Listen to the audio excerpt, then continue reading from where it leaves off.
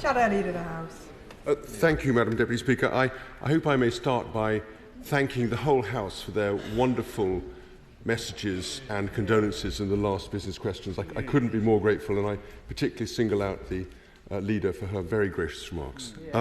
If I may turn from fathers to mothers, of course, this Sunday is Mother's Day. The infant shadow leaders have been instructed, not that they needed it, as to how to manage the moment and the occasion. I'm sure that the whole House will want to join me in celebrating mothers at the weekend, and will want to express themselves in all kinds of ways to thank our mothers and the mothers we have amongst us for all the work that they do.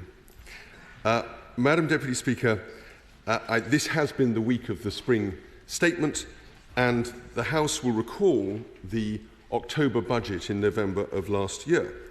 As it was described, a once-in-a-generation budget with no tax rises to follow. Now, what we've seen this week is that the Chancellor's own growth forecast just 4 months later has been halved. She has increased cuts to welfare benefits. That follows the interesting strategy of abolishing the NHS, England just having fired all the team running it. The tax burden is on track to hit a record high in 27-28. Now, we should give credit where credit's due. The Chancellor has protected capital investment. That's a very important decision and a correct one.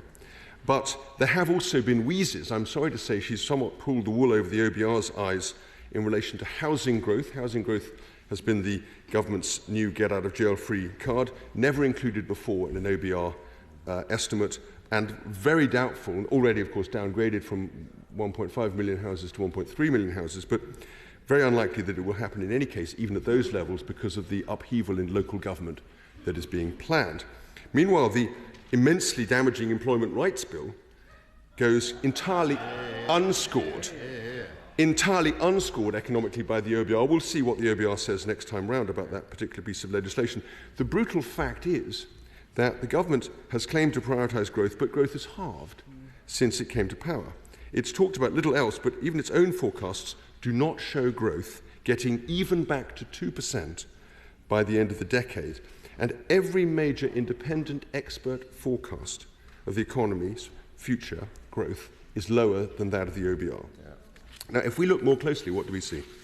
Spring Statement isn't really about work at all. It's really about moving people from welfare into lower paying welfare. The cut to universal credit announced last week has been followed by a freezing of universal credit. Why?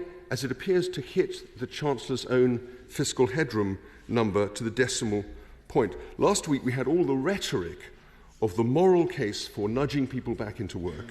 But now it seems that this is actually an accounting exercise. And the policy rationale, the whole economic and moral justification for the policy, seems to have been lost sight of. The second point is the question of whether artificial intelligence, which the government has greatly emphasised, will actually have the effect of increasing growth. The Chancellor suggested that this idea was somehow obvious and conventional wisdom, but actually it's very far from true. The Nobel Prize winner Bob Solow, economist, famously said that the effects of the IT revolution could be seen everywhere except in the economic numbers. Other countries are scaling and deploying artificial intelligence with massive speed. Many experts believe that AI could increase unemployment and inequality and raise costs of retraining and reintegrating people into the workforce. Far from creating economic growth, therefore, the advent of AI could actually end up forcing a government, possibly this government, into even more spending than it presently contemplates. And then finally you get to this much vexed and discussed issue of so-called fiscal headroom, or to use a more technical phrase, the ghoulies in a vice problem. The suggestion has been that the definition of insanity is to keep doing the same thing expecting a different result. So far we've seen minimal fiscal adjustment at the statement, and meanwhile the Chancellor's managed to recreate just the same constraining conditions that existed beforehand.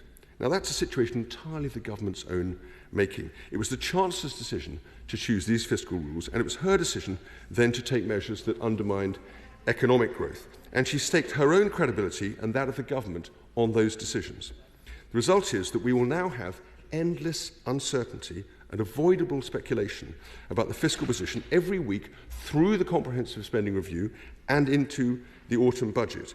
The Chancellor has refused to rule out making more cuts to spending. She may have to impose tax rises even so, and of course those could come even sooner than anticipated if the US decides to go ahead with the tariff it has suggested.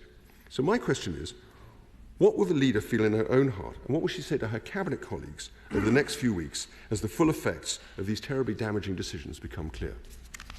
Yeah.